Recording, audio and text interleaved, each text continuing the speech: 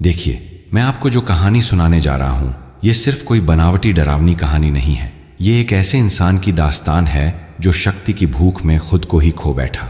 आप अगर इस चैनल पर नए हैं तो प्लीज इसे सब्सक्राइब कर लें, क्योंकि ऐसी कहानियां आपको कहीं और नहीं मिलेंगी। और हाँ, कहानी खत्म होने पर मुझे जरूर बताइएगा कि कैसी लगी और आप इसे किस शहर से देख या सुन रहे हैं। तो चलिए शुरू करते हैं माधव की कहानी। माधव, ये नाम था उस जवान लड़के का जिसकी उम्र शायद 25-26 साल की होगी। देखने में एकदम साधारण, पर आंखों में एक अजीब सी बेचैनी थी।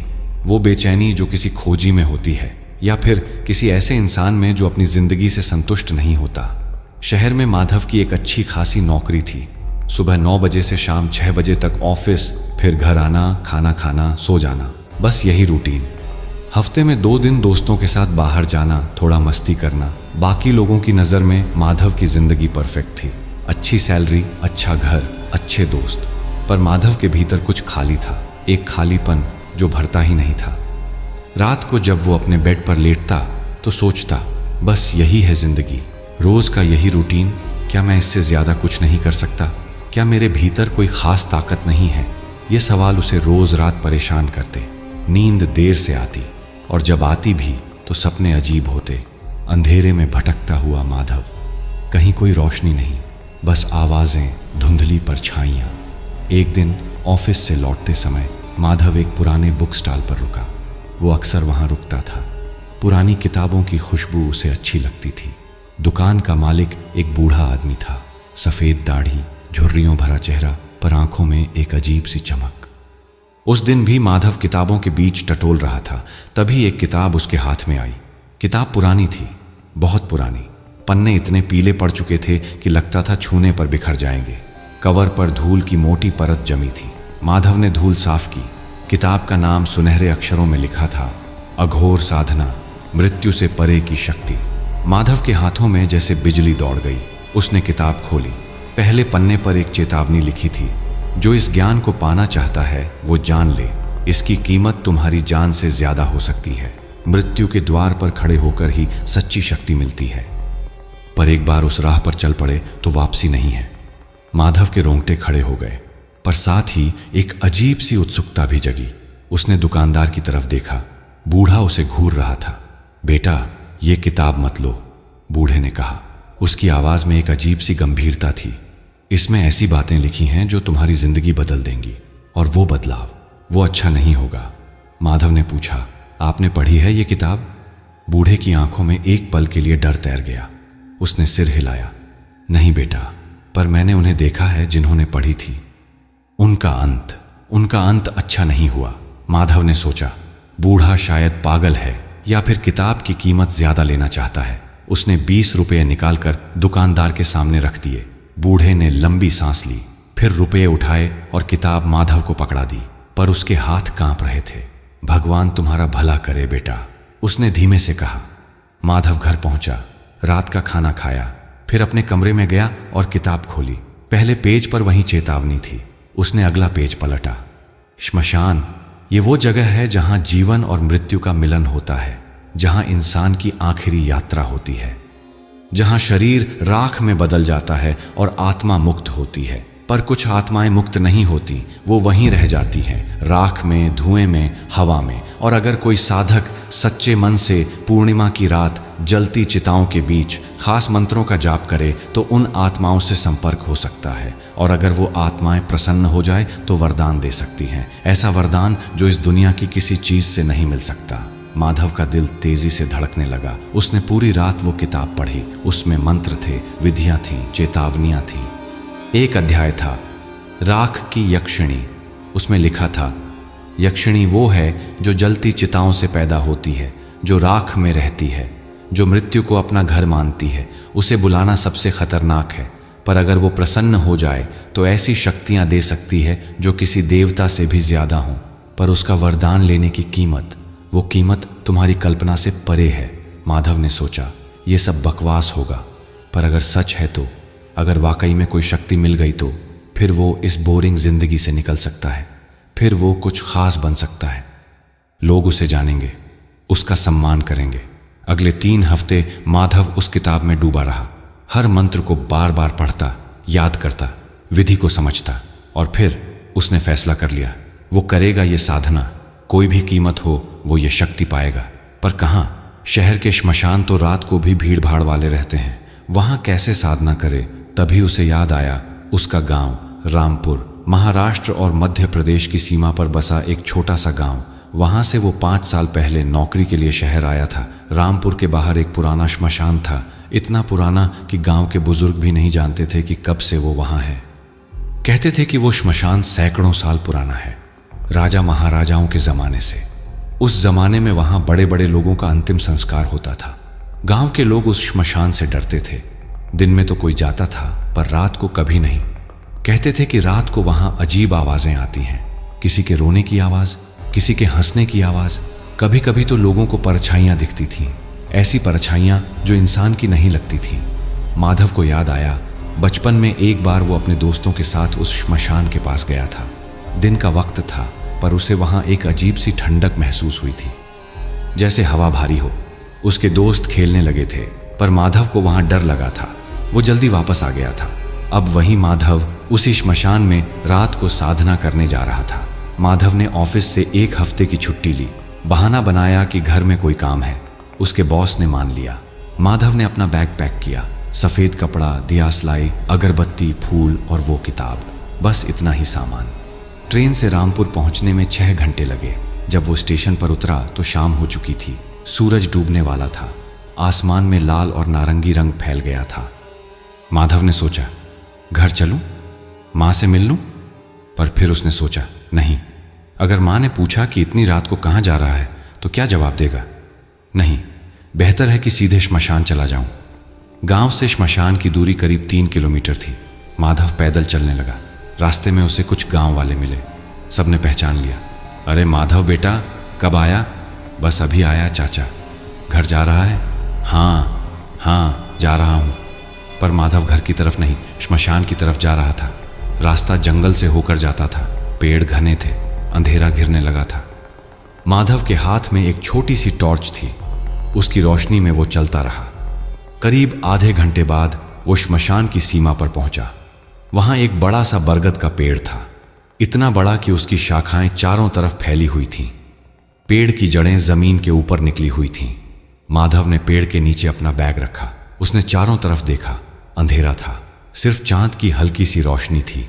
आज पूर्णिमा की रात थी, चांद पूरा गोल था। उसकी रोशनी में श्मशान भूतियां लग रहा था। माधव ने गहरी सांस ली, दिल तेजी से धड़क रहा था, हाथ कांप रहे थे। उसने खुद को समझाया, नहीं, डरना नहीं है, ये तो बस एक जगह है, यहां कुछ नहीं है। पर भीतर से एक आवाज कह रही थी, भाग जा यहां से, अभी भी वक्त है, वापस चला जा। माधव ने उस आवाज को दबाया। उसने बैग से सामान निकाला और श्मशान के अंदर कदम रखा। जैसे ही उसने अंदर कदम रखा, उसे महसूस हुआ हवा बदल गई है। बाहर हल्की ठंडी हवा चल रही थी, पर यहाँ हवा भारी थी, जैसे किसी ने हवा में कुछ मिला दिया हो। एक अजीब सी गंध थी, जली हुई लकड़ियों की गंध, और कुछ और भी, कुछ सड़ांध सी, कुछ ऐसा जो माधव की नाक में घुसकर उसके दिमाग तक पहुंच रहा था। माधव ने टॉर्च जलाई। रोशनी में उसे दिखा चारों तरफ राख फैली हुई थी, पुरानी चिताओं के अवशेष, जगह जगह आधी जली लकड़ियां पड़ी थीं, कुछ जगह तो हड्डियों के टुकड़े भी दिख रहे थे। माधव के पैर आगे बढ़ने से हिचक रहे थे, पर उसने हिम्मत की, वो चलता रहा। श्मशान के बीचों बीच एक जगह थी जहां मुख्य चिताएं जलाई जाती थीं। वहां एक बड़ा सा गड्ढा था, उसमें राख का ढेर लगा था, काले धूसर रंग की राख। माधव ने वहीं उस राख के पास अपना सफेद कपड़ा बिछाया। कपड़ा बिछाते समय उसके हाथ से राख छू गई। राख ठंडी थी, पर एक अजीब सी ठंडक, जैसे बर्फ नहीं बल्कि मौत की ठंडक हो। माधव कपड़े पर बैठ गया। उसने किताब निकाली, टॉर्च की रोशनी में मंत्र पढ़ने लगा। मंत्र संस्कृत में थे। माधव ने महीनों तक इन्हें याद किया था। अब वो धीमी आवाज में बोलने लगा, ओम भूतेश्वरी महायक्षिणी श्मशानावासिनी राख रूपिणी आगच्छ आगच्छ। मंत्र बोलते बोलते माधव को महसूस हुआ हवा रुक गई है, बिल्कुल रुक गई है। पेड़ के पत्ते भी नहीं हिल रहे। सन्नाटा इतना गहरा था कि माधव को अपनी सांसों की आवाज सुनाई दे रही थी।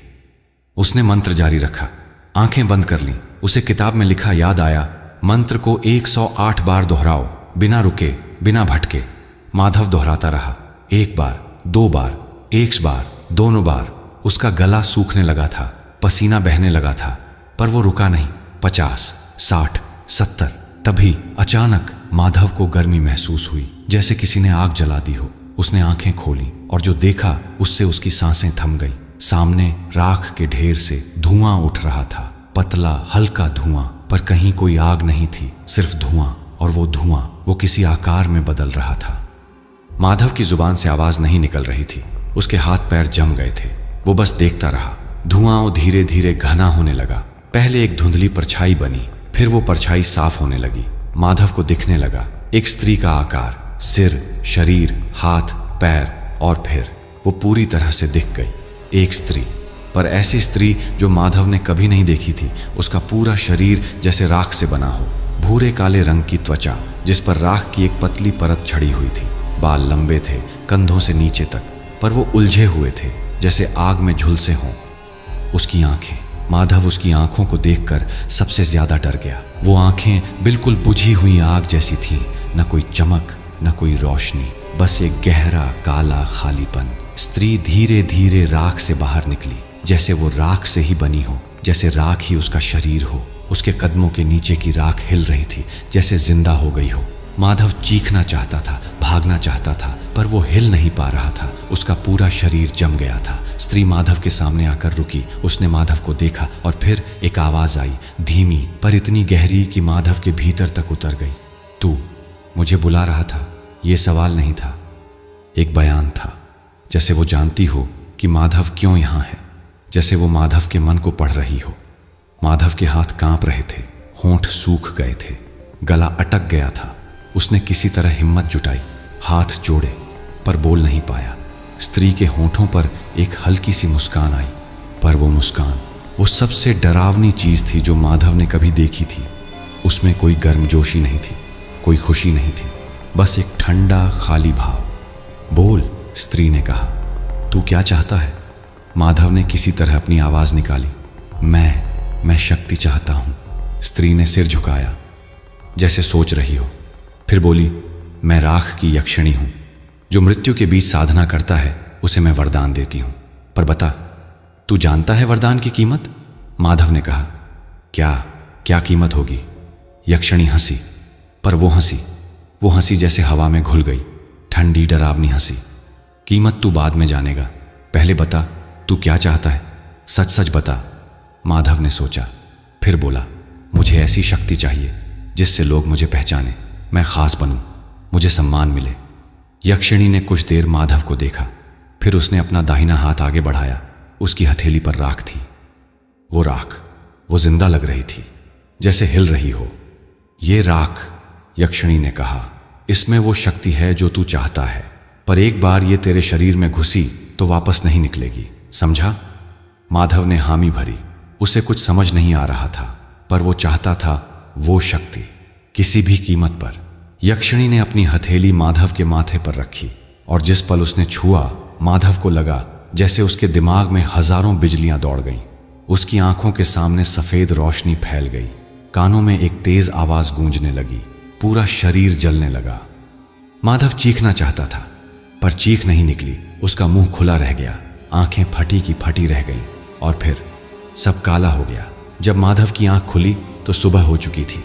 चिड़िया चहचहा रही थी, सूरज निकल आया था, हल्की धूप श्मशान में फैली हुई थी। माधव वहीं उसी सफेद कपड़े पर लेटा हुआ था। उसने चारों तरफ देखा, कोई नहीं था, न वो यक्षिणी, न वो धुआं, बस राख का ढेर था और चारों तरफ सन्नाटा। माधव के सिर में दर्द हो रहा था, जैसे किसी ने हथौड़े से पीटा हो। उसने अपने माथे पर हाथ लगाया, वहां कुछ महसूस हुआ। राख, हल्की सी राख लगी हुई थी। तो मतलब वो सपना नहीं था, वो सच था। माधव उठकर बैठ गया। शरीर में दर्द था, जोड़ों में अकड़न, पर साथ ही एक अजीब सी ताजगी भी थी, जैसे कुछ बदल गया हो। पर क्या? उसने अपने हाथों को देखा, सामान्य लग रहे थे। फिर बाहों को देखा, और तभी उसकी नजर पड़ी बाह की त्वचा पर। वहां हल्की सी राख थी, जैसे त्वचा के रोम छिद्रों से राख निकल रही हो।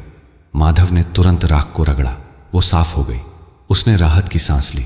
शायद बस राख लग गई होगी।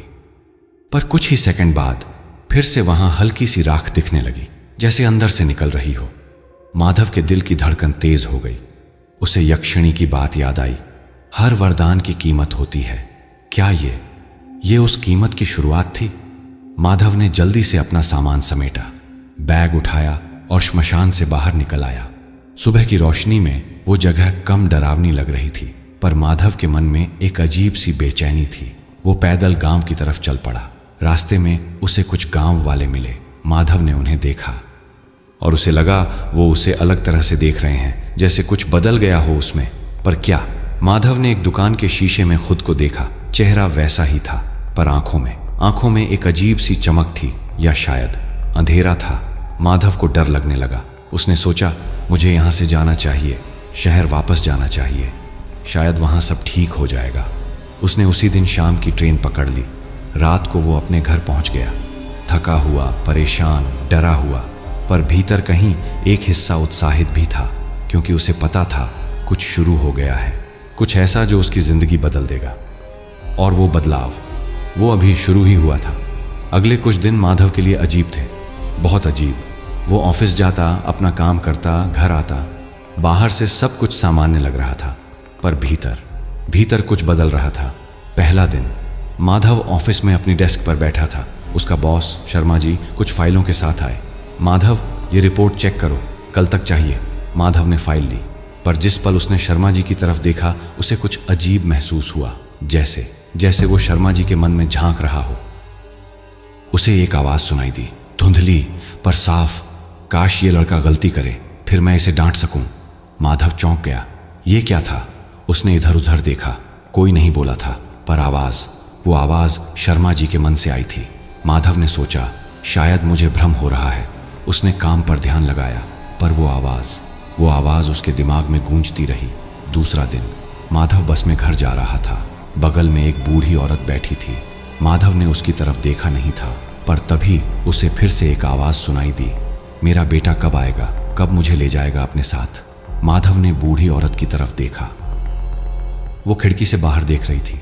उसके होंठ बंद थे, पर वो आवाज उसी के मन से आई थी। माधव घबरा गया। ये हो क्या रहा है? क्या वो लोगों के मन पढ़ सकता है? उसे याद आया, यक्षिणी ने कहा था, तुझे शक्ति मिलेगी। तो क्या ये वही शक्ति थी? तीसरा दिन माधव ऑफिस में था। लंच ब्रेक में वो कैंटीन गया। वहां उसके 2 सहकर्मी राजेश और प्रिया बातें कर रहे थे। माधव उनसे थोड़ी दूर बैठा था, पर जब उसने उनकी तरफ देखा तो उसे दोनों के मन की बातें सुनाई दी। राजेश सोच रहा था, प्रिया को कैसे डेट पर बुलाऊं। प्रिया सोच रही थी, राजेश बोरिंग है, पर दोस्त बनाए रखने चाहिए। माधव को अजीब लगा। वो उठकर वॉशरूम में गया। आईने में खुद को देखा। चेहरा वही था, पर आंखों में एक अजीब सी गहराई आ गई थी, जैसे वो सिर्फ सतह नहीं बल्कि भीतर तक देख सकती हो। उसने अपनी बांह देखी। वहां अब भी हल्की सी राख थी। वो हर रोज बांह धोता था, पर राख फिर से आ जाती थी, जैसे अंदर से निकल रही हो। माधव ने सोचा, शायद ये कुछ दिनों में ठीक हो जाए। और ये शक्ति, ये तो अच्छी है ना, लोगों के मन पढ़ना, इससे तो फायदा ही होगा। पर भीतर कहीं एक आवाज कह रही थी, ये सिर्फ शुरुआत है, असली कीमत अभी बाकी है। चौथे दिन माधव को एहसास हुआ कि ये शक्ति बढ़ रही है। अब वो सिर्फ मन की बातें नहीं बल्कि लोगों की भावनाएं भी महसूस कर सकता था। किसी का डर, किसी की खुशी, किसी का दुख, सब कुछ जैसे उसके अंदर आ रहा था। एक बार ऑफिस की लिफ्ट में एक आदमी उसके साथ था। माधव ने उसकी तरफ देखा और तुरंत उसे महसूस हुआ, इस आदमी ने कुछ गलत किया है, कुछ बहुत गलत। उसके मन में अपराध बोध था, भारी गहरा अपराध बोध। माधव ने पूछा, आप ठीक हैं? आदमी चौंक गया। हाँ बिल्कुल, क्यों? माधव ने कहा, बस ऐसे ही, आप परेशान लग रहे थे। आदमी ने मुस्कुराने की कोशिश की, पर माधव जानता था वो झूठ बोल रहा है। शाम को माधव घर आया। उसने टीवी ऑन किया। न्यूज़ चल रही थी। एक खबर आई, ऑफिस में एक कर्मचारी ने कंपनी के पैसे चुराए, पुलिस ने उसे गिरफ्तार कर लिया है। स्क्रीन पर जो आदमी दिखा वो वही था, लिफ्ट वाला आदमी। माधव के रोंगटे खड़े हो गए। तो मतलब उसने सच में उस आदमी का अपराध बोध महसूस किया था। माधव को लगने लगा ये शक्ति असली है और ये बढ़ती जा रही है। पर साथ ही उसकी बांह से निकलने वाली राख भी बढ़ रही थी। अब सिर्फ बांह नहीं बल्कि गर्दन पर भी हल्की सी राख दिखने लगी थी। माधव ने पूरी बाजू के कपड़े पहनने शुरू कर दिए ताकि कोई देख न सके। 5वीं रात माधव सो नहीं पा रहा था। उसका दिमाग भारी था। वो बार बार उस यक्षिणी के बारे में सोच रहा था। उसकी आंखें, उसकी आवाज, उसकी वो ठंडी मुस्कान। आधी रात के करीब माधव उठा। उसे प्यास लगी थी। वो किचन में पानी पीने गया। पानी पीकर वापस आ रहा था, तभी उसे खिड़की से बाहर कुछ दिखा। एक परछाई, धुंधली पर साफ, एक स्त्री की परछाई। वो खिड़की के बाहर खड़ी थी या तैर रही थी, क्योंकि उसके पैर जमीन पर नहीं थे। माधव के हाथ से गिलास छूट गया। वो फर्श पर गिरकर टूट गया, पर माधव को उसकी परवाह नहीं थी। वो बस उस परछाई को देखता रहा। परछाई धीरे धीरे साफ होने लगी और फिर माधव ने उसे पहचान लिया। वो यक्षिणी थी, वही राख से बनी स्त्री। माधव के मुंह से चीख निकलने वाली थी, पर तभी यक्षिणी ने अपनी उंगली अपने होठों पर रखी, जैसे कह रही हो चुप। और फिर माधव को उसकी आवाज सुनाई दी, पर यह आवाज कानों से नहीं, सीधे दिमाग में गूंजी। मैं हमेशा तेरे साथ हूं माधव, हमेशा। तूने मुझे बुलाया था, अब मैं तुझसे जुड़ी हूं। माधव कांप गया। उसने कहा, तुम यहां क्यों हो? यक्षिणी मुस्कुराई। तुझे शक्ति चाहिए थी ना, वो मिल रही है, पर हर शक्ति की कीमत होती है, और तू अब वो कीमत चुका रहा है। माधव ने पूछा, ये राख, मेरी त्वचा से निकलने वाली राख, ये क्या है? यक्षिणी ने कहा, तू जल रहा है माधव, धीरे धीरे अंदर से। तेरा शरीर राख में बदल रहा है। जैसे एक चिता पर शरीर जलता है, वैसे ही तेरा शरीर जल रहा है, पर धीरे धीरे, बहुत धीरे धीरे। माधव की आंखों में आंसू आ गए। नहीं नहीं, ये नहीं हो सकता। मुझे नहीं चाहिए ये शक्ति, तुम इसे वापस ले लो। यक्षिणी हंसी। उसकी हंसी इतनी ठंडी थी कि माधव की रीढ़ में सिहरन दौड़ गई। वापस? एक बार वरदान मिल गया तो वापस नहीं जाता। तूने खुद मांगा था, अब भुगतना पड़ेगा। माधव ने कहा, पर क्या मैं मर जाऊंगा? यक्षिणी ने सिर हिलाया। नहीं, तू नहीं मरेगा। मरना तो आसान है। तू कुछ और बनेगा, कुछ ऐसा जो न जिंदा है न मरा हुआ, कुछ बीच का। माधव की सांसें तेज होने लगीं। नहीं नहीं, मुझे नहीं चाहिए ये सब। मुझे बस सामान्य जिंदगी चाहिए। यक्षिणी ने कहा, बहुत देर हो चुकी है माधव, तू मृत्यु के द्वार पर दस्तक दे चुका है, अब वापस नहीं जा सकता। और वो गायब हो गई, धुएं की तरह। माधव वहीं खड़ा रह गया, कांपता हुआ, डरा हुआ। उस रात माधव को नींद नहीं आई। वो बस अपनी बाहों को देखता रहा। राख बढ़ती जा रही थी, धीरे धीरे पर लगातार। अगले दिन माधव ने ऑफिस जाने से मना कर दिया। उसने बीमारी का बहाना बनाया।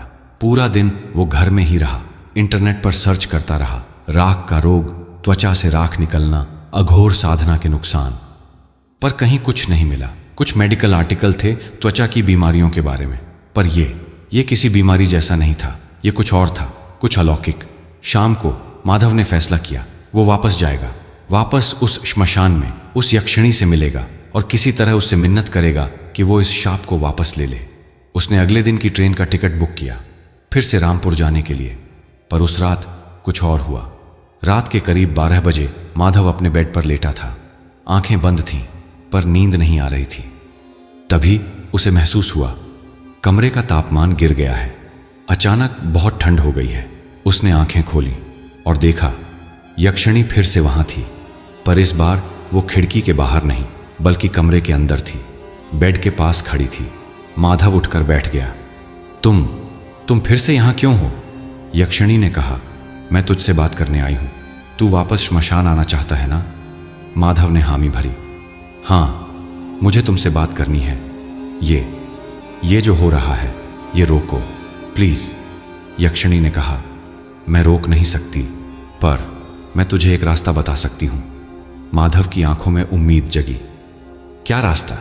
यक्षिणी बोली, तू अभी सिर्फ पहली शक्ति पा चुका है, लोगों के मन पढ़ना, पर और भी शक्तियां हैं। अगर तू सारी शक्तियां पा ले तो आखिर में तुझे एक विकल्प मिलेगा।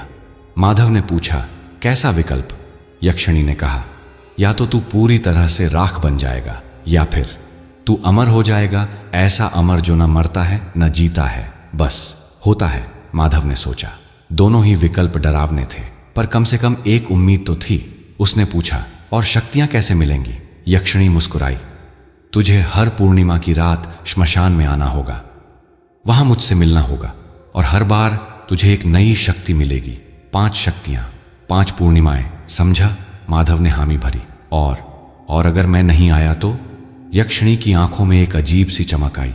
तो तू वहीं अधूरा रह जाएगा, न पूरा इंसान न पूरा राख, बस कुछ बीच का, और वो सबसे दर्दनाक होगा।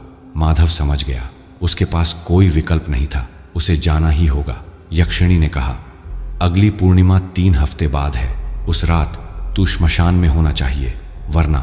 वो फिर से गायब हो गई, धुएं की तरह। माधव वहीं बैठा रह गया। उसका पूरा शरीर पसीने से तर था, दिल तेजी से धड़क रहा था। उसने अपने हाथों को देखा, राख अब कलाइयों तक फैल गई थी और धीरे धीरे ऊपर बढ़ रही थी। माधव ने आईने में खुद को देखा। उसकी त्वचा का रंग हल्का बदल रहा था, धूसर होता जा रहा था, जैसे राख का रंग होता है। माधव के मुंह से एक दर्द भरी आह निकली। उसने क्या कर दिया था? किस चीज की चाह में उसने अपनी जान दांव पर लगा दी थी? पर अब पछताने से क्या फायदा? जो हो गया सो हो गया। अब तो बस आगे बढ़ना था, उन 5 शक्तियों को पाना था, और फिर देखना था कि आखिर में क्या होता है। माधव ने कैलेंडर पर नजर डाली। 3 हफ्ते, बस 3 हफ्ते, फिर अगली पूर्णिमा। उसने गहरी सांस ली और तय किया वो जाएगा, किसी भी हाल में, क्योंकि अब उसके पास कोई और रास्ता नहीं था। उस रात से माधव की जिंदगी बदल गई। वो ऑफिस तो जाता, पर मन वहां नहीं रहता।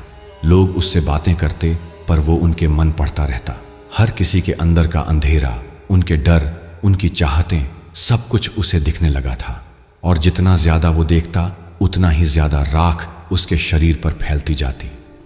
3 हफ्ते बहुत धीरे धीरे गुजरे। हर रात माधव को यक्षिणी की परछाई दिखती, कभी खिड़की पर, कभी दर्पण में, कभी दीवार की छाया में। वो हमेशा वहां थी, देख रही थी, इंतजार कर रही थी, और आखिरकार वो रात आ गई, पूर्णिमा की रात। माधव ने फिर से वही सामान पैक किया, सफेद कपड़ा, दियासलाई, अगरबत्ती और वो किताब। उसने ऑफिस में छुट्टी ली और निकल पड़ा रामपुर की तरफ। इस बार उसके मन में कोई उत्साह नहीं था, सिर्फ डर था और एक मजबूरी कि उसे जाना ही होगा। शाम को वो रामपुर पहुंचा। इस बार भी उसने घर नहीं गया, सीधा श्मशान की तरफ चल दिया। रास्ते में उसे लगा लोग उसे अलग तरह से देख रहे हैं, जैसे वो पहचान नहीं पा रहे हों या फिर डर रहे हों उससे। माधव ने एक दुकान की खिड़की में अपना अक्स देखा और समझ गया क्यों। उसकी त्वचा अब पूरी तरह से धूसर हो गई थी, जैसे राख का रंग। आंखों के नीचे काले घेरे थे, चेहरा पतला हो गया था। वो अब एक सामान्य इंसान नहीं लग रहा था। माधव के दिल में एक टीस उठी, पर वो चलता रहा श्मशान की तरफ। जब वो श्मशान की सीमा पर पहुंचा तो अंधेरा घिर चुका था। चांद निकल आया था, पूर्णिमा का चांद, गोल, चमकीला। माधव ने श्मशान में कदम रखा और इस बार उसे कोई डर नहीं लगा, क्योंकि अब वो खुद उस अंधेरे का हिस्सा बनता जा रहा था। वो उसी जगह पहुंचा जहां पहली बार उसने साधना की थी। राख का ढेर वहीं था। उसने सफेद कपड़ा बिछाया और बैठ गया। इस बार उसने मंत्र नहीं पढ़े, सिर्फ आंखें बंद की और इंतजार करने लगा। कुछ ही मिनटों में उसे गर्मी महसूस हुई। उसने आंखें खोली। यक्षिणी सामने खड़ी थी। इस बार वो राख से नहीं निकली थी, बल्कि जैसे हवा से बनी हो, धुएं से बनी हो। उसने माधव को देखा और मुस्कुराई। तू आ गया, अच्छा किया, माधव ने कहा। मेरे पास कोई विकल्प नहीं था, यक्षिणी ने कहा। हर किसी के पास विकल्प होता है, तूने अपना चुना, अब भुगत। उसने फिर से अपना हाथ आगे बढ़ाया। इस बार हथेली पर राख नहीं, बल्कि एक छोटी सी लौ थी, धीमी नीली लौ। ये दूसरा वरदान है। इससे तू न सिर्फ मन पढ़ सकेगा, बल्कि मरे हुओं की आवाजें भी सुन सकेगा। जो इस दुनिया छोड़ गए वो तुझसे बात करेंगे। माधव ने कहा, मुझे नहीं चाहिए। यक्षिणी हंसी। तुझे लेना होगा, वरना तू वहीं अटक जाएगा। उसने माधव के सीने पर हाथ रखा और उसी पल माधव को लगा जैसे उसका दिल जल रहा हो। एक तेज जलन, इतनी तेज कि वो चीख पड़ा, पर चीख बाहर नहीं निकली, सिर्फ उसके मुंह से राख निकली, काली गहरी राख। यक्षिणी ने हाथ हटाया। माधव गिर पड़ा। सांसें तेज चल रही थीं, पूरा शरीर कांप रहा था। उठ, यक्षिणी ने कहा, अभी 4 और रातें बाकी हैं। और वो गायब हो गई। माधव वहीं पड़ा रहा, पता नहीं कितनी देर। जब होश आया तो सुबह हो चुकी थी। उसने अपने सीने पर हाथ रखा।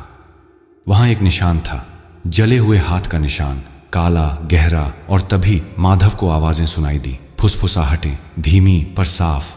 मदद करो, हमें याद करो, हम यहीं हैं। माधव ने चारों तरफ देखा, कोई नहीं था, पर आवाजें आ रही थीं, राख से, जमीन से, हवा से, मरे हुओं की आवाजें। माधव की आंखों में आंसू आ गए। उसने क्या कर दिया था खुद के साथ? पर अब कोई रास्ता नहीं था। वो इस राह पर चल चुका था और अब उसे अंत तक जाना ही होगा, चाहे वो अंत कुछ भी हो।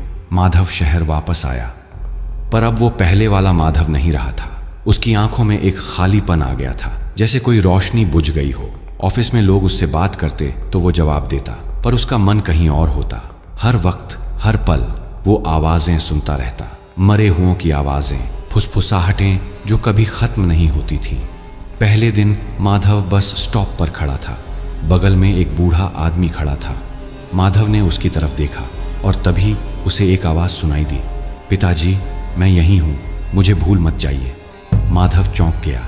ये आवाज बूढ़े के पास से आई थी, पर बूढ़ा अकेला था। उसने इधर उधर देखा, कोई नहीं था। फिर उसे समझ आया, ये किसी मरे हुए की आवाज थी, शायद बूढ़े का बेटा जो अब इस दुनिया में नहीं था। माधव ने बूढ़े से पूछा, क्षमा करें, क्या आपका कोई बेटा था? बूढ़े की आंखों में आंसू आ गए।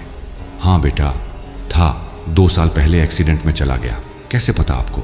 माधव ने कुछ नहीं कहा, बस सिर हिलाया और वहां से चला गया। पर वो आवाज उसके कानों में गूंजती रही। दूसरे दिन ऑफिस में एक लड़की थी, नेहा।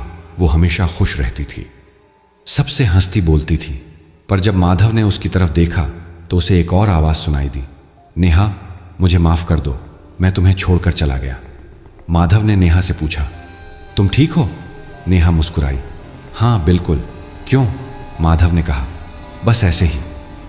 पर वो जानता था, नेहा के पास किसी का साया था, किसी ऐसे का जो उससे प्यार करता था और जो अब मर चुका था। तीसरे दिन माधव को एहसास हुआ, ये आवाजें सिर्फ उन लोगों के पास से आती हैं जिनके आसपास कोई मरा हुआ प्रियजन मंडरा रहा होता है। वो आत्माएं जो इस दुनिया को छोड़ नहीं पाई थीं, जो अपने प्रियजनों से चिपकी हुई थीं। और माधव उन सब को सुन सकता था। शुरू में ये सब बर्दाश्त करना मुश्किल था, पर धीरे धीरे माधव को आदत होने लगी। उसने सीखा कि कैसे उन आवाज़ों को इग्नोर करना है, कैसे अपने आप को व्यस्त रखना है ताकि वो आवाज़ें कम सुनाई दें। पर रात को जब सब कुछ शांत होता तब वो आवाज़ें सबसे तेज होती थीं। माधव को नींद नहीं आती, वो बस लेटा रहता और सुनता रहता। हजारों आवाज़ें, हजारों फुसफुसाहटें, मदद करो, हमें याद रखो, हम अकेले हैं, डर लग रहा है। माधव के दिमाग में एक शोर मच जाता। वो चिल्लाना चाहता, चुप हो जाओ, पर आवाज़ें नहीं रुकती थीं। और साथ ही उसकी त्वचा से निकलने वाली राख भी बढ़ती जा रही थी। अब सिर्फ बाहें नहीं, बल्कि पूरी गर्दन, सीना, पीठ, सब जगह हल्की सी राख की परत जमने लगी थी। माधव को पूरे शरीर को ढकने वाले कपड़े पहनने पड़ते, लंबी बाजू की शर्ट, गले तक बंद कॉलर, ताकि कोई देख न सके। पर कुछ लोगों ने नोटिस किया। उसका बॉस शर्मा जी एक दिन बोला, माधव तुम ठीक तो हो? बहुत कमजोर लग रहे हो, डॉक्टर को दिखाया? माधव ने झूठ बोला, हाँ सर, बस थोड़ी थकान है, जल्दी ठीक हो जाऊंगा। पर माधव जानता था ये कभी ठीक नहीं होने वाला। ये तो बस और बुरा होने वाला था। 2 हफ्ते और बीत गए। माधव का वजन कम हो गया था, चेहरा और भी पतला हो गया था, आंखों के नीचे काले घेरे गहरे हो गए थे। लोग उससे पूछते, तुम बीमार हो क्या? पर माधव बस मुस्कुरा देता और कह देता, नहीं, बस काम का प्रेशर है। एक रात माधव अपने कमरे में बैठा था, टीवी देख रहा था, पर ध्यान नहीं था। तभी अचानक उसे महसूस हुआ कोई कमरे में है, कोई और। उसने चारों तरफ देखा, कोई नहीं था। पर वो महसूसी बहुत तेज थी। और तभी उसे दर्पण में कुछ दिखा, एक परछाई, धुंधली पर साफ, एक बच्चे की परछाई। माधव का दिल तेजी से धड़कने लगा। उसने दर्पण की तरफ देखा, परछाई अब और साफ हो गई थी। एक छोटा सा बच्चा, शायद 7-8 साल का बच्चा माधव को देख रहा था। और फिर उसके होंठ हिले, अंकल मुझे मेरी माँ के पास भेज दो प्लीज। माधव के रोंगटे खड़े हो गए। उसने पूछा, तुम कौन हो? बच्चे ने कहा, मेरा नाम रोहन है, मैं 3 साल पहले एक्सीडेंट में मर गया था। मेरी माँ रोज रोती है। मैं उसके पास जाना चाहता हूँ, पर मैं नहीं जा पाता। कुछ मुझे रोक रहा है। माधव ने कहा, मैं क्या कर सकता हूँ? रोहन ने कहा, तुम मेरी माँ से बात करो, उसे बताओ कि मैं ठीक हूँ। उसे बताओ कि वो रोना बंद कर दे। जब तक वो रोती रहेगी मैं उससे बंधा रहूँगा। मैं आगे नहीं जा पाऊँगा। माधव ने पूछा, तुम्हारी माँ कहाँ है? रोहन ने एक पता बताया। माधव ने वो पता लिख लिया। अगले दिन माधव उस पते पर गया। एक छोटा सा घर था। उसने दरवाज़ा खटखटाया। एक औरत ने दरवाज़ा खोला। उसकी आंखें सूजी हुई थीं, चेहरे पर दुख की गहरी रेखाएं थीं। माधव ने कहा, नमस्ते, मैं आपसे कुछ कहने आया हूँ। औरत ने पूछा, जी कहिए। माधव ने गहरी सांस ली, फिर बोला, आपका बेटा रोहन, वो चाहता है कि आप रोना बंद करें। वो ठीक है, वो खुश है, पर जब तक आप रोएगी वो आगे नहीं जा पाएगा। औरत की आंखों में आंसू आ गए। आपको कैसे पता? आप कौन हैं? माधव ने कहा, मैं सिर्फ एक संदेशवाहक हूँ। रोहन ने मुझसे कहा है कि मैं आपको बताऊं। वो चाहता है कि आप आगे बढ़ें, अपनी जिंदगी जिए। औरत जोर जोर से रोने लगी, पर उस रोने में एक राहत भी थी, जैसे एक बोझ उतर गया हो। माधव वहां से चला आया और उस रात उसे रोहन की आवाज फिर से सुनाई दी, थैंक यू अंकल, अब मैं जा सकता हूं। और फिर वो आवाज हमेशा के लिए चली गई। माधव को एक अजीब सी शांति मिली। उसे लगा, शायद ये शक्ति इतनी बुरी नहीं है, शायद इससे वो लोगों की मदद कर सकता है। पर तभी उसे यक्षिणी की आवाज सुनाई दी, तू भावुक हो रहा है माधव, ये शक्ति तेरे लिए है, दूसरों के लिए नहीं, और जल्दी ही तुझे पता चलेगा। ये शक्ति एक श्राप है। माधव को समझ नहीं आया, पर कुछ दिनों बाद उसे समझ आ गया। एक रात माधव सो रहा था, तभी अचानक उसे एक तेज आवाज सुनाई दी, बचाओ, कोई बचाओ। माधव की नींद टूट गई। उसने चारों तरफ देखा, कमरे में कोई नहीं था, पर आवाज बहुत तेज थी, बहुत डरावनी। माधव बिस्तर से उठा, आवाज की दिशा में चला। आवाज उसे खिड़की की तरफ ले गई। उसने खिड़की से बाहर देखा। सड़क पर एक जगह उसे एक परछाई दिखी, एक लड़की की परछाई। वो चीख रही थी, भाग रही थी, पर कोई उसे सुन नहीं रहा था, क्योंकि वो मर चुकी थी। माधव समझ गया, ये किसी मरी हुई लड़की की आत्मा थी और वो अपनी मौत के पलों को दोहरा रही थी बार बार। माधव ने आंखें बंद की, पर आवाज नहीं रुकी। वो सारी रात चलती रही। माधव को नींद नहीं आई। अगली रात फिर वही आवाज, और अगली रात भी। हर रात वही लड़की, वही चीख। माधव पागल होने लगा। उसने ईयर प्लग लगाए, पर आवाज उसके दिमाग में गूंजती थी, बाहर से नहीं, अंदर से आ रही थी। एक हफ्ते बाद माधव की हालत बहुत खराब हो गई। वो ठीक से खा नहीं पा रहा था, सो नहीं पा रहा था, ऑफिस में काम नहीं कर पा रहा था। लोग उससे दूर रहने लगे थे, क्योंकि अब वो एक नॉर्मल इंसान नहीं लग रहा था। उसकी त्वचा अब लगभग पूरी तरह से धूसर हो गई थी। राख की एक मोटी परत हर जगह जम गई थी। उसके बाल भी सफेद होने लगे थे, जैसे राख के रंग के। माधव ने आईने में खुद को देखा और डर गया। वो अब खुद को नहीं पहचान पा रहा था।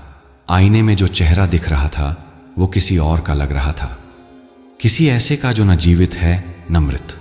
माधव के मन में एक ख्याल आया, वो यक्षिणी से मिलेगा, उससे मिन्नत करेगा। भले ही अगली पूर्णिमा में अभी 2 हफ्ते बाकी हों, पर वो अभी जाएगा, अभी मिलेगा।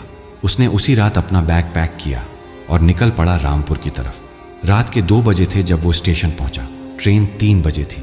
वो प्लेटफॉर्म पर बैठा इंतजार कर रहा था। तभी एक पुलिस वाला उसके पास आया। तुम कौन हो? इतनी रात को यहाँ क्या कर रहे हो? माधव ने कहा, मैं ट्रेन का इंतजार कर रहा हूँ। पुलिस वाले ने उसे ध्यान से देखा, फिर बोला, तुम बीमार लग रहे हो, ठीक हो? माधव ने सिर हिलाया, हाँ बिल्कुल। पुलिस वाला वहां से चला गया। पर माधव जानता था, लोग अब उसे देखकर डरने लगे हैं, क्योंकि वो अब एक सामान्य इंसान नहीं दिखता था। ट्रेन आई। माधव चढ़ गया। 6 घंटे की यात्रा। पूरे रास्ते उसे आवाजें सुनाई देती रहीं, हजारों आवाजें मरे हुए लोगों की। वो सब उससे बात करना चाहते थे, मदद मांगना चाहते थे, पर माधव खुद मदद का मोहताज था। सुबह 9 बजे वो रामपुर पहुंचा। इस बार उसने दिन में ही श्मशान जाने का फैसला किया। वो इंतजार नहीं कर सकता था। वो श्मशान पहुंचा। दिन की रोशनी में वो जगह कम डरावनी लग रही थी, पर माधव को पता था यहां दिन रात का फर्क नहीं है, यहां हमेशा अंधेरा है। वो उसी जगह गया जहां उसने पहली बार यक्षिणी को बुलाया था, राख के ढेर के पास। उसने जोर से आवाज लगाई, यक्षिणी, मुझे तुमसे बात करनी है, प्लीज आओ। कुछ नहीं हुआ, सिर्फ सन्नाटा। माधव फिर चिल्लाया, प्लीज, मैं मर रहा हूं, मुझे तुमसे बात करनी है। तभी हवा में ठंडक आई और माधव के सामने धुएं से यक्षिणी प्रकट हुई, पर इस बार वो मुस्कुरा नहीं रही थी, वो गुस्से में लग रही थी। तूने मुझे क्यों बुलाया? अभी पूर्णिमा नहीं है, माधव ने कहा।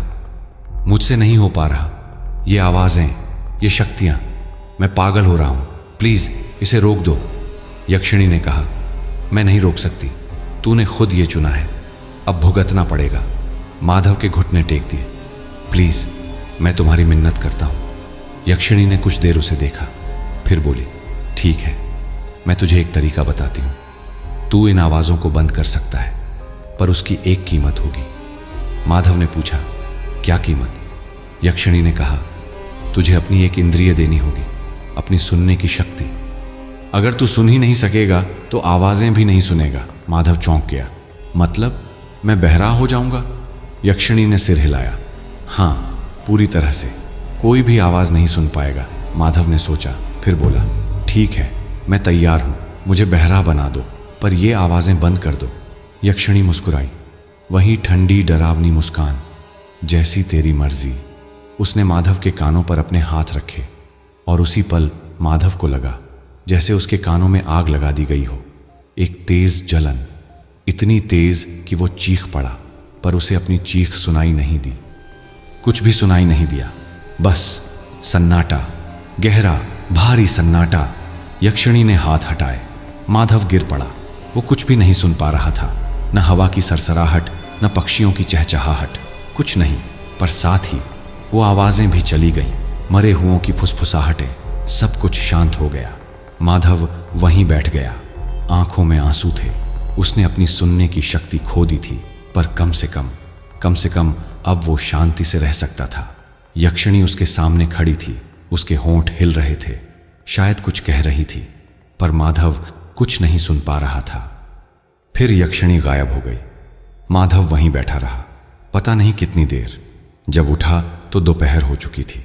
वो धीरे धीरे वापस गांव की तरफ चला। रास्ते में लोग उसे देख रहे थे, कुछ कह रहे थे, पर माधव कुछ नहीं सुन पा रहा था।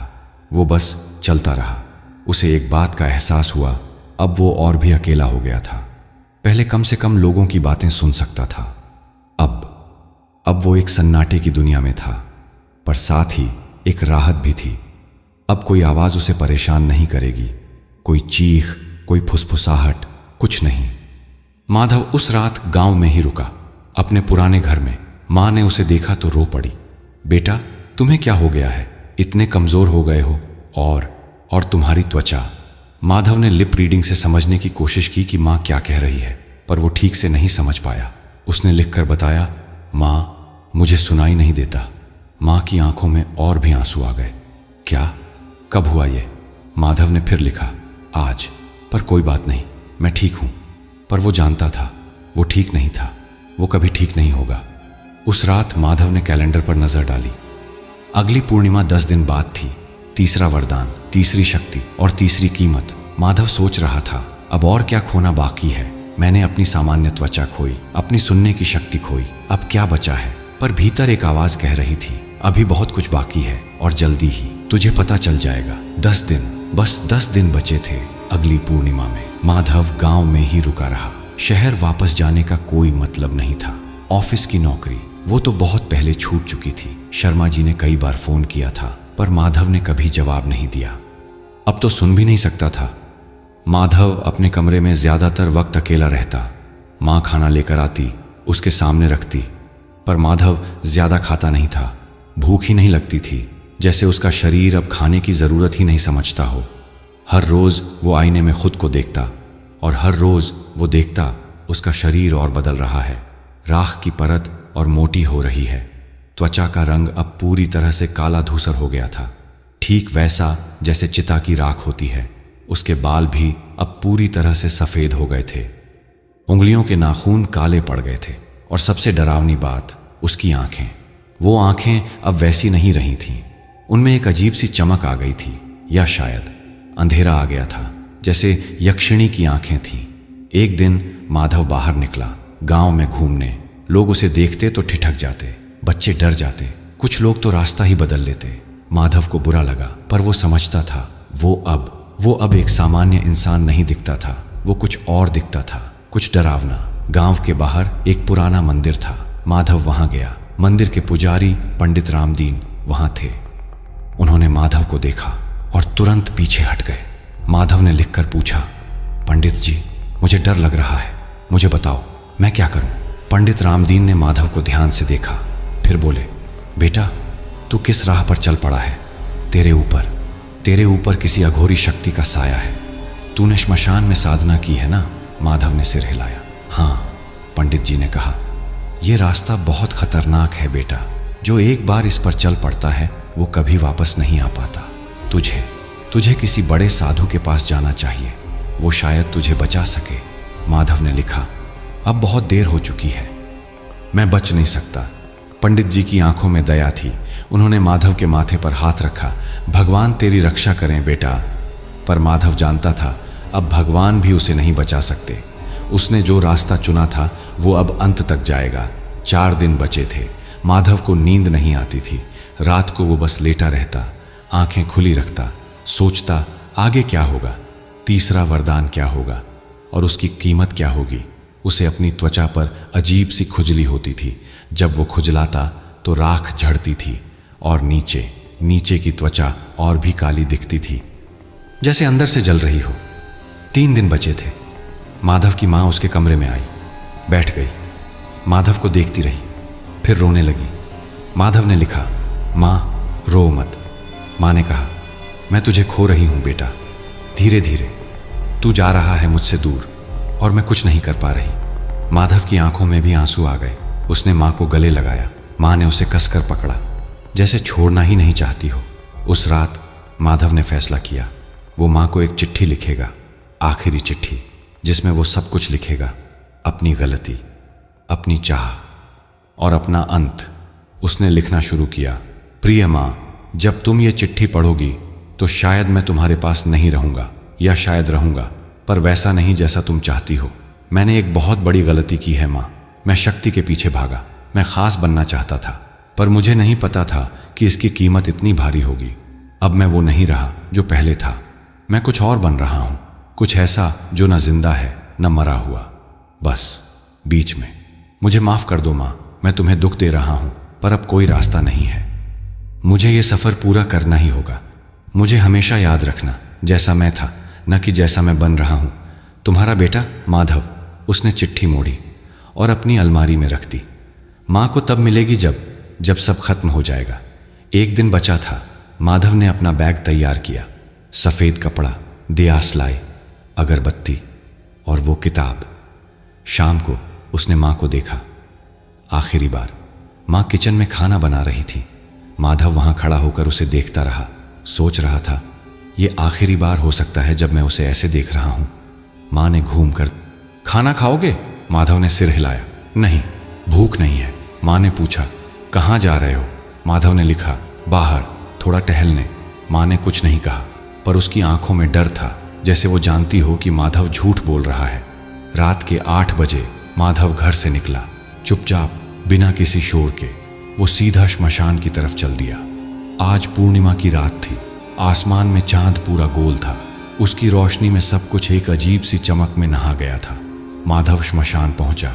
उसने अंदर कदम रखा और इस बार उसे कोई डर नहीं लगा, क्योंकि अब वो खुद इस अंधेरे का हिस्सा था।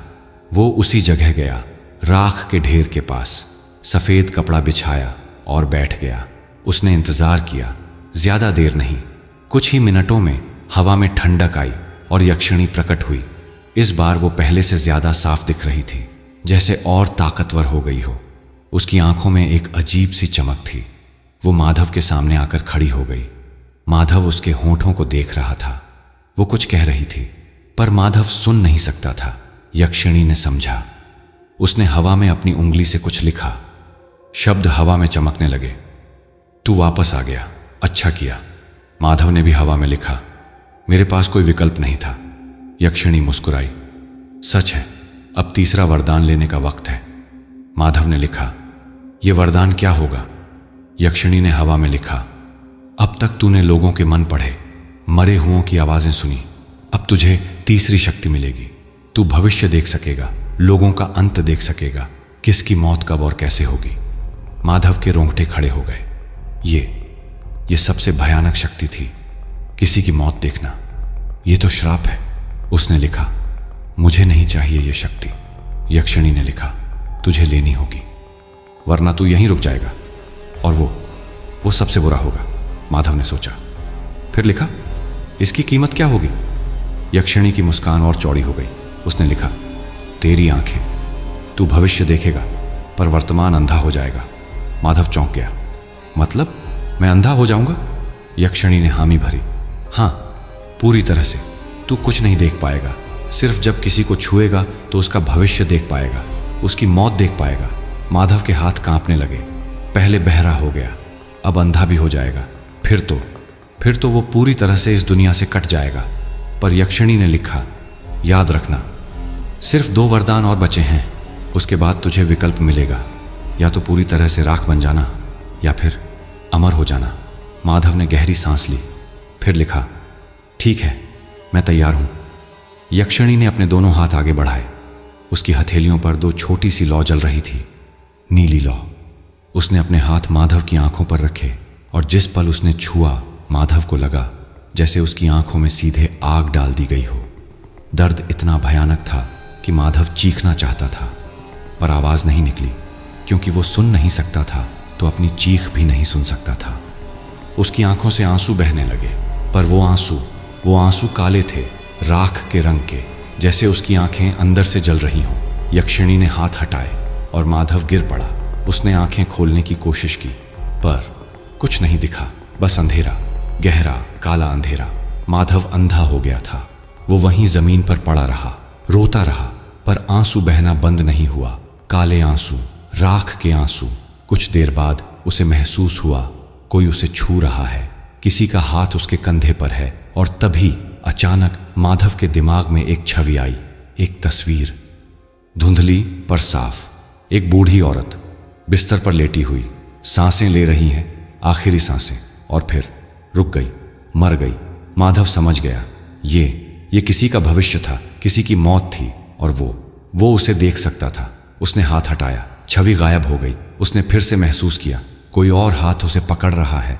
फिर से एक छवि, एक आदमी सड़क पर चल रहा है। अचानक एक कार आती है, टक्कर मार देती है। आदमी गिर जाता है, खून बह रहा है, मर जाता है। माधव घबरा गया। ये बहुत भयानक था।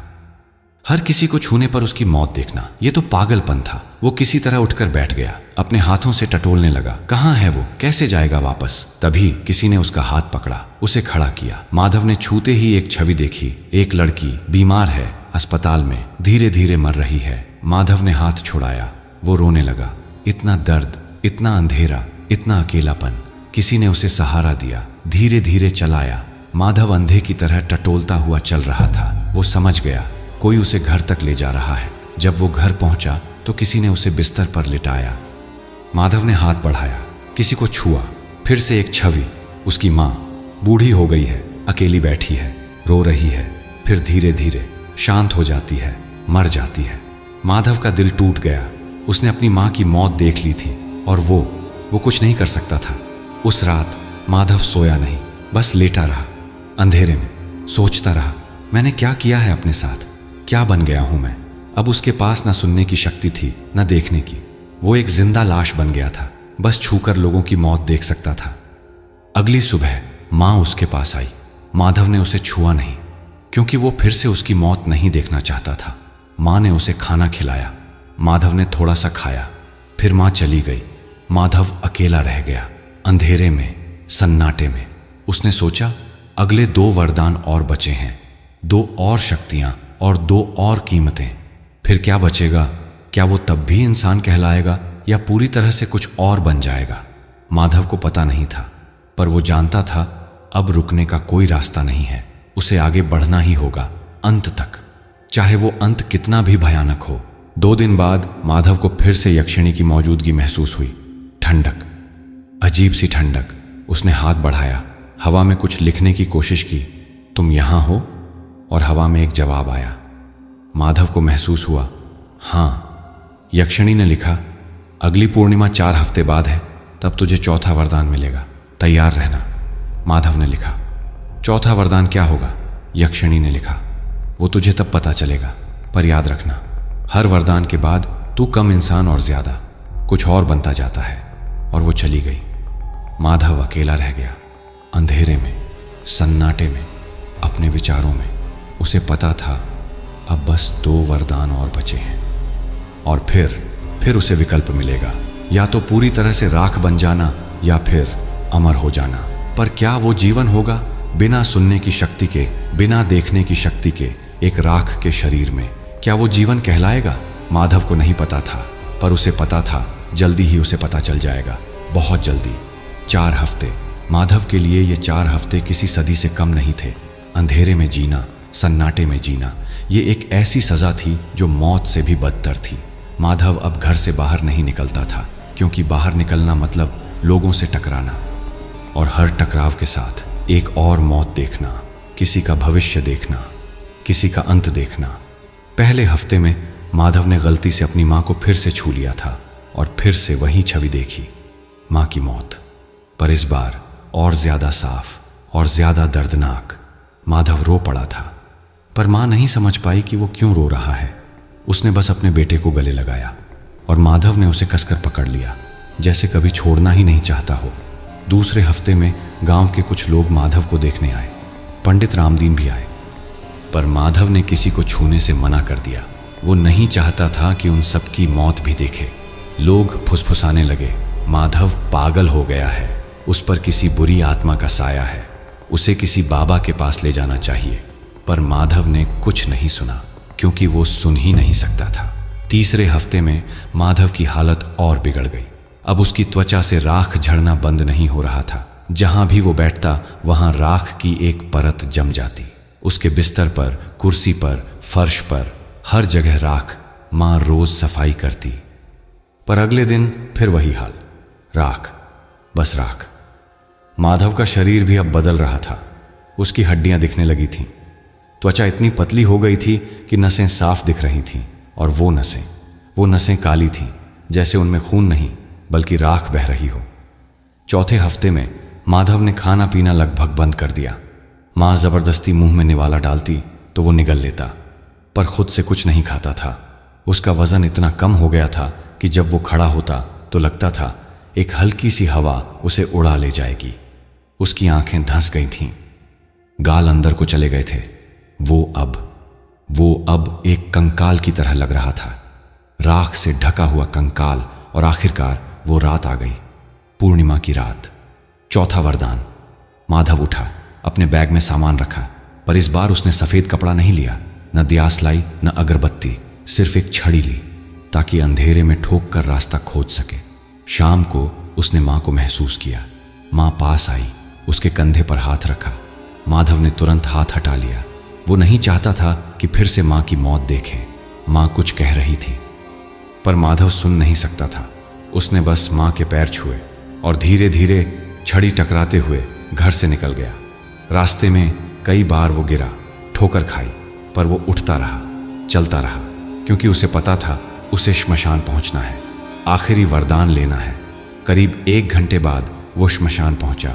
उसे महसूस हुआ हवा बदल गई है, ठंडी हो गई है, मतलब वो सही जगह पर है। वो आगे बढ़ा, टटोलते हुए, और फिर उसे जमीन पर कुछ महसूस हुआ, राख, मुलायम ठंडी राख। वो वहीं बैठ गया, इंतजार करने लगा। ज्यादा देर नहीं हुई, उसे ठंडक महसूस हुई, और फिर किसी ने उसका हाथ पकड़ा। माधव ने तुरंत छवि देखी, यक्षिणी। पर इस छवि में यक्षिणी की कोई मौत नहीं थी, कोई भविष्य नहीं था, बस खालीपन, गहरा काला खालीपन। माधव समझ गया, यक्षिणी, वो न जिंदा है न मरी हुई, वो बीच में है, हमेशा के लिए। यक्षिणी ने उसका हाथ छोड़ा, फिर हवा में कुछ लिखा। माधव को महसूस हुआ, शब्द, तू आ गया। आखिरी 2 वरदानों में से एक लेने। माधव ने भी हवा में टटोल कर लिखा, चौथा वरदान क्या है? यक्षिणी ने लिखा, अब तक तूने मन पढ़े, मरे हुओं की आवाजें सुनी, भविष्य देखा, अब तुझे चौथी शक्ति मिलेगी। तू समय को रोक सकेगा, अपने आसपास के समय को। कुछ पलों के लिए माधव को आश्चर्य हुआ।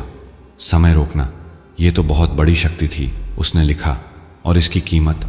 यक्षिणी की मुस्कान माधव महसूस कर सकता था। उसने लिखा, तेरी आवाज, तेरे बोलने की शक्ति। अब तक तू सुन नहीं सकता, देख नहीं सकता, अब तू बोल भी नहीं सकेगा, गूंगा हो जाएगा। माधव के हाथ कांप गए। पहले बहरा, फिर अंधा, अब गूंगा भी। तो फिर तो वो पूरी तरह से दुनिया से कट जाएगा, किसी से बात भी नहीं कर पाएगा। उसने लिखा, मुझे नहीं चाहिए। यक्षिणी ने लिखा, तुझे लेना ही होगा। बस एक वरदान और बचा है, उसके बाद तुझे विकल्प मिलेगा। अब रुकना मतलब हमेशा के लिए इसी हालत में रहना। माधव ने सोचा, फिर लिखा, 5वां वरदान क्या होगा? यक्षिणी ने लिखा, वो तुझे अगली पूर्णिमा को पता चलेगा, पर उसके बाद तुझे चुनना होगा। या तो पूरी तरह से राख बन जा, या फिर अमर हो जा। पर याद रखना, अमरता का मतलब हमेशा खुशी नहीं होता, कभी कभी वो सबसे बड़ा श्राप होती है। माधव ने गहरी सांस ली, फिर लिखा, ठीक है, मैं तैयार हूं, चौथा वरदान दो।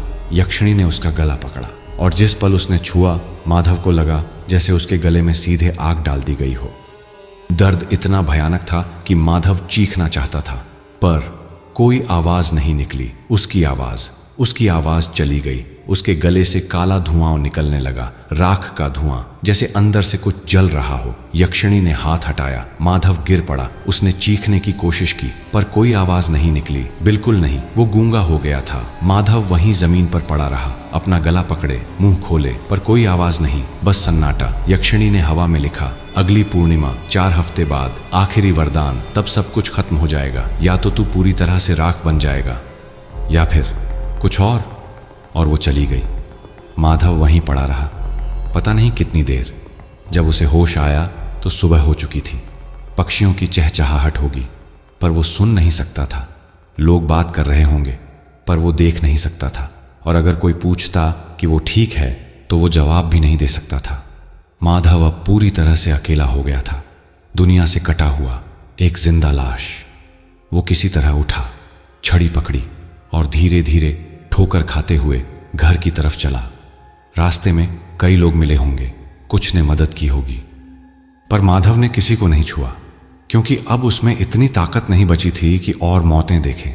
जब वो घर पहुंचा तो मां ने दरवाजा खोला, माधव को गले लगाया, रोई, कुछ कहा, पर माधव कुछ नहीं सुन पाया। कुछ कहना चाहता था, पर बोल नहीं पाया। मां ने उसे बिस्तर पर लिटाया। माधव वहीं लेटा रहा, बस लेटा रहा, सोचता रहा, मैं क्या बन गया हूं? एक जिंदा लाश जो न सुन सकती है, न देख सकती है, न बोल सकती है। उस दिन से माधव ने अपने कमरे से बाहर निकलना बंद कर दिया। वो बस लेटा रहता या बैठा रहता। कभी कभी उसे लगता शायद मैं मर गया हूं और ये सब एक सपना है, एक बुरा सपना। पर नहीं, ये सच था, दर्दनाक, भयानक सच। 3 हफ्ते बीत गए। माधव का शरीर अब लगभग राख में बदल चुका था। उसकी त्वचा पूरी तरह से काली हो गई थी, हड्डियां बाहर को निकल आई थी, आंखें धंस गई थीं, बाल पूरी तरह से सफेद हो गए थे। वो अब एक कंकाल की तरह लग रहा था, राख का कंकाल। 4थे हफ्ते में माधव को महसूस हुआ उसका शरीर अब उसका नहीं रहा, वो किसी और चीज में बदल रहा है, कुछ ऐसा जो न जीवित है न मृत। एक दिन माधव ने अपने हाथ को देखने की कोशिश की। देख तो नहीं सकता था, पर छूकर महसूस किया।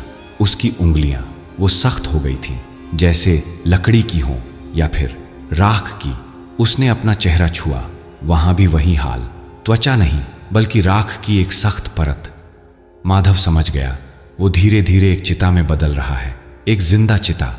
और आखिरकार वो रात आ गई, आखिरी पूर्णिमा, 5वां वरदान। माधव उठा। इस बार उसे छड़ी की भी जरूरत नहीं थी, क्योंकि अब उसे रास्ता याद हो गया था। अंधेरे में भी वो घर से निकला। मां ने रोकने की कोशिश की, पर माधव ने उसे धीरे से हटाया और चल दिया। श्मशान पहुंचने में उसे कम समय लगा, जैसे उसके पैर खुद वहां जा रहे हों, जैसे श्मशान उसे बुला रहा हो। वो राख के ढेर के पास पहुंचा और बैठ गया। यक्षिणी तुरंत प्रकट हुई। इस बार उसने हाथ नहीं पकड़ा, बस हवा में लिखा, आखिरी वरदान, आखिरी शक्ति और आखिरी कीमत। माधव ने लिखा, यह वरदान क्या है?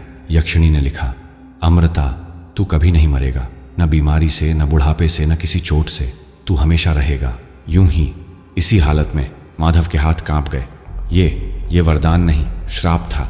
इस हालत में अंधा, बहरा, गूंगा, राख का शरीर, इस हालत में हमेशा जीना, ये तो नरक था। उसने लिखा, और कीमत? यक्षिणी ने लिखा, तेरी इंसानियत, तेरी भावनाएं, तेरी यादें, सब कुछ चला जाएगा। तू सिर्फ एक खाली खोल रह जाएगा, जो जिंदा है पर जीता नहीं, जो मरा नहीं पर मरने की तमन्ना रखता है। माधव रुक गया। उसने सोचा, फिर उसने लिखा, और दूसरा विकल्प? यक्षिणी ने लिखा, पूरी तरह से राख बन जाना, शांति से, दर्द के बिना, बस खत्म हो जाना। माधव ने बहुत देर सोचा। दोनों ही विकल्प भयानक थे, पर एक में कम से कम शांति थी, अंत था। उसने लिखा, मैं राख बनना चुनता हूं। यक्षिणी चुप रही। फिर लिखा, तू पक्का है? माधव ने लिखा, हाँ, मुझे अमृता नहीं चाहिए, मुझे बस शांति चाहिए। यक्षिणी ने लिखा, ठीक है, तेरी इच्छा। उसने माधव के सीने पर हाथ रखा, और इस बार कोई दर्द नहीं हुआ, बस एक गर्मी, हल्की सी गर्मी। माधव को लगा उसका शरीर हल्का हो रहा है, जैसे वो हवा में घुल रहा हो, राख में बदल रहा हो। उसने अपना हाथ देखने की कोशिश की, महसूस किया, वो टूट रहा था, राख में बदल रहा था। धीरे धीरे उसकी उंगलियां राख बनी, फिर हथेलियां, फिर बाहें। माधव को कोई दर्द नहीं हो रहा था, बस एक अजीब सी शांति महसूस हो रही थी। उसके पैर राख बने, फिर टांगें, फिर पेट, सीना, आखिर में उसका चेहरा, उसकी आंखें, उसका दिमाग, और फिर सब खत्म हो गया। माधव पूरी तरह से राख बन गया। उसका शरीर जमीन पर गिरा और बिखर गया राख में। यक्षिणी वहीं खड़ी रही, देखती रही। फिर उसने हवा में कुछ लिखा, एक और साधक, एक और कहानी, एक और अंत, और वो गायब हो गई। अगली सुबह गांव के लोग श्मशान में गए। वहां उन्हें एक अजीब चीज दिखी। राख के ढेर के बीच एक शरीर पड़ा था, पर वो शरीर राख का था, पूरी तरह से राख का। उस शरीर की त्वचा राख थी, बाल राख थे, आंखें राख थीं, सब कुछ राख था। पर सबसे अजीब बात, वो शरीर अभी भी सांस ले रहा था, धीमी, बहुत धीमी सांसें, पर ले रहा था। लोग डर गए। किसी ने उसे छुआ नहीं, बस दूर से देखते रहे। पंडित रामदीन आए, उन्होंने ध्यान से देखा, फिर कहा, ये माधव है, वो लड़का जो अघोर साधना कर रहा था। किसी ने पूछा, पर ये जिंदा है या मरा हुआ? पंडित जी ने कहा, न जिंदा है न मरा हुआ, ये एक जिंदा चिता है जो हमेशा जलती रहेगी, पर कभी पूरी तरह से जलेगी नहीं। लोगों ने उस शरीर को वहीं छोड़ दिया, क्योंकि उसे छूने की हिम्मत किसी में नहीं थी। और कहते हैं आज भी उस श्मशान में रात को एक आकृति दिखती है, राख की आकृति, जो लेटी हुई है, सांसें ले रही है। वो माधव है जो न जी सकता है न मर सकता है, बस होता है हमेशा के लिए। और जो भी उस श्मशान में रात को जाता है, उसे दिखती है वो राख की देह, जिससे अभी भी राख झर रही है। माधव जिंदा है, पर हमेशा जलता हुआ। माधव की माँ हर हफ्ते उस श्मशान में आती है, दूर से उस आकृति को देखती है, रोती है, फिर चली जाती है। वो जानती है उसका बेटा वापस नहीं आएगा, कभी नहीं। और यक्षिणी, वो अब भी वहां है, श्मशान में, राख में, हवा में, इंतजार कर रही है अगले साधक का, जो शक्ति की चाह में वहां आएगा। और उसकी कहानी भी वही होगी, वही अंत।